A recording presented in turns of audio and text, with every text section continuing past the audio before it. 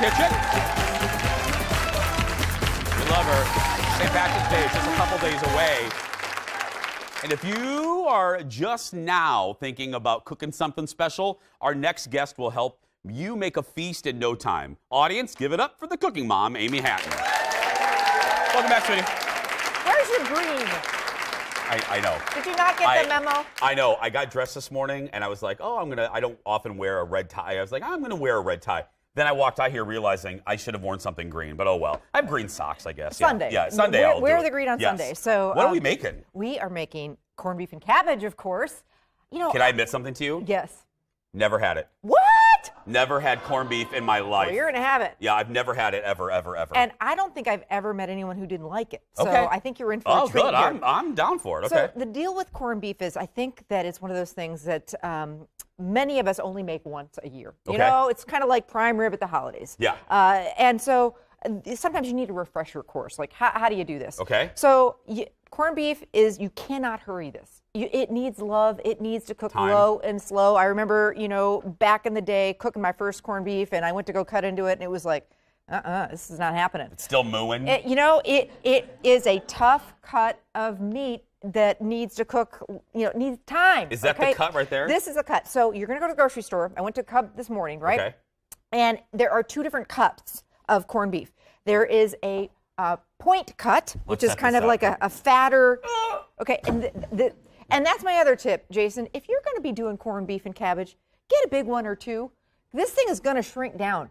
And I want leftovers to make Reubens. I make a Reuben soup. I make Reuben egg rolls, Reuben quiche, or Reuben dip. I don't want to be going through all this trouble and not having leftovers. So get this. So they come in a point cut, which is kind of more of a roast shape. It's a thicker.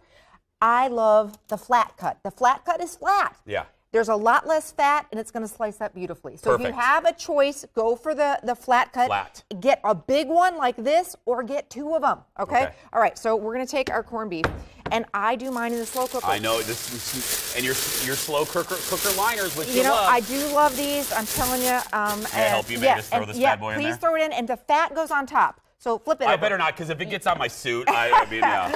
Boom. So get that guy in there, all right? The fat on top. Even if you're doing it in the oven, the fat goes on top, all right? The fat layer on top. So what you don't want to do is boil this on the stove, because it gets too tough. This needs to cook either in your oven for hours and hours and hours, like in a Dutch oven or covered with foil, or in your slow cooker all day. I'm going to add some onions and some celery just for some flavor. You don't have to do that, though. This just adds a little bit of flavor. Your corned beef comes with a seasoning packet. Don't throw that out. I did wash this really well and pat it dry. There's some liquid in that corned beef that I don't want going in my I don't want to eat that. So I don't either. Rinse it really well, pat it dry. Then the seasoning packet, don't throw that out. That is good flavor.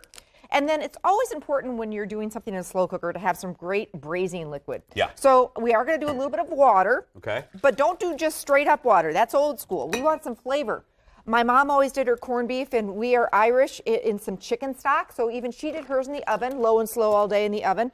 And I always do a little beer. Of course you do. Because you got some around anyway. It's not off, Amy. Well, my gosh. And I was acting Were you and Leslie drinking backstage before this? I was like so prepared, but no. Ow, and of course I wouldn't get a twist off. That's all right. Can I do this? I'll try to do it. All right, so oh, you got to do the thing. Oh, the thing. That's all we had.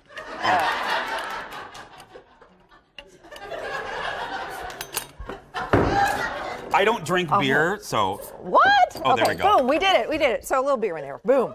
All right. Okay, save me a little. Yes. That's an ooh, bro! We got a party happening here. It's all good. It's all good. Nothing like a little foam and beer. This is why I don't drink beer.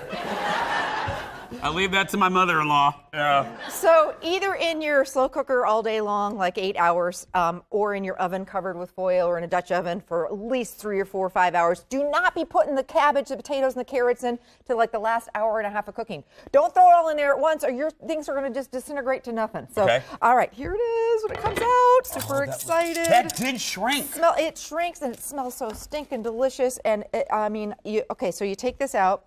And then we're going to cut it. Do you see a knife around It's here? a knife. I have this. What That's not a knife. Yeah. I got it. There we go.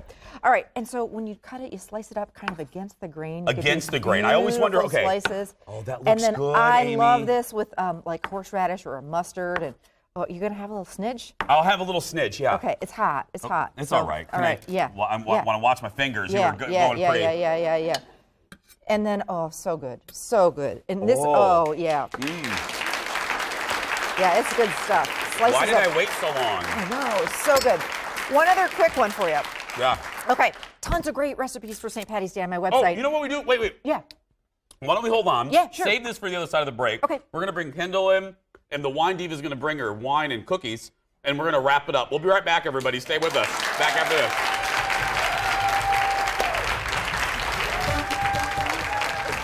It's good.